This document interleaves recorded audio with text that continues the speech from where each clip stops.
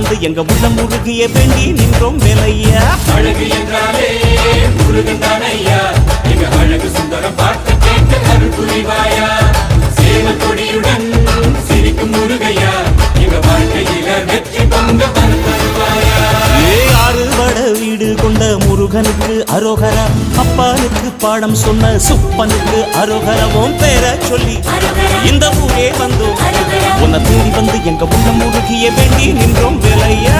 அழகு என்றாலே முருகன் தானையா,